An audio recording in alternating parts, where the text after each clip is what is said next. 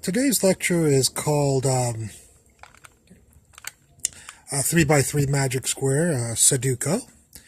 Um, Magic Square is a square where if you add up all the numbers across, they add up to be the same amount, or down. They add up to be the same amount. And suppose we make that amount to be 15. So A plus B plus C, we'd like to come out to be 15, and GHI would equal to 15, and so on. If that's possible, then we would need to make equations. So here's ABC. ABC equals 15, and DEF equals 15, and so on. So we'll do all the rows, and then we'll do all the columns. Here's one column, A plus D plus G, that's this column, equals 15, and so on. And then all the diagonals, A plus E plus I, A plus E plus I has to equal 15. And when you generate all the equations here, you'll get 8 equations. 1, 2, 3, 4, 5, 6, 7, 8, right there. This lecture is a little bit more mathematical than some of my other ones. What we do is we take these equations and we put them in a matrix. You probably have to learn linear algebra to do that. But you can kind of see there's a 1 here and a 1 here and a 1 here. A, D, G, that's this equation right here.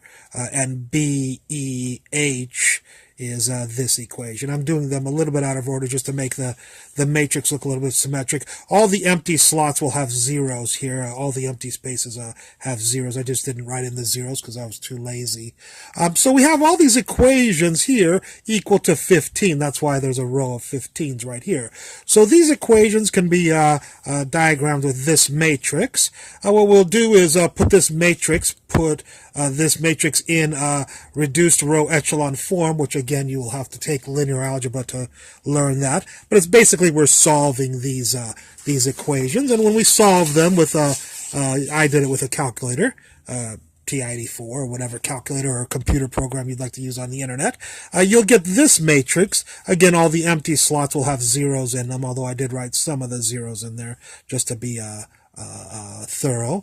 And what we find is when we will write something called the null space of this matrix out into equations. So we'll get like A is equal to 10 minus this I, and I will call Mr. I here T, and we'll call this H guy R. So I'll be using R and T here just to be a little bit formal with it, so I don't get complaints from my linear algebra enthusiasts out there. So if you write that as an equation, it becomes A equals 10 minus T. If you write the second one, B, see there's a 1 right there with a B, B will equal 10 minus R because H is R and I has a 1 here with a T. And so you write all these equations, you will get these equations right here. And then of course I said H was equal to R and I will equal T. This is called a null space for this matrix in algebra. Now what we're going to do is we're going to let R equal 1 and T equal 6. I know you guys are out there going, how did you know to make R equal 1 and T equal 6? Well, you might try R equal 2 and T equal 5. You can try what I'm about to do with 1 and 6 with other things and see what kind of solutions you will have, because it turns out there's an infinite number of magic squares possible. But if we let R equal 1 and T equal 6, notice 10 minus T is 6, 10 minus 6, A will equal 4. And 10 minus whose R is 1.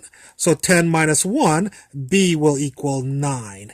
And here's a negative 5 plus R plus T. R is 1 and T is 6 right there. 1 plus 6 is 7 minus 5 is 2. So C will equal 2. So right now I'm generating A, B, C, D's and all the letters that were actually in the original thing, A, B, C, D, E, F, G, H, I. I know who all these people are. They're all listed right here. Here's A is 4, 9, 2, 3. And so I take the 4 and I put it in this little box like it was in the first page.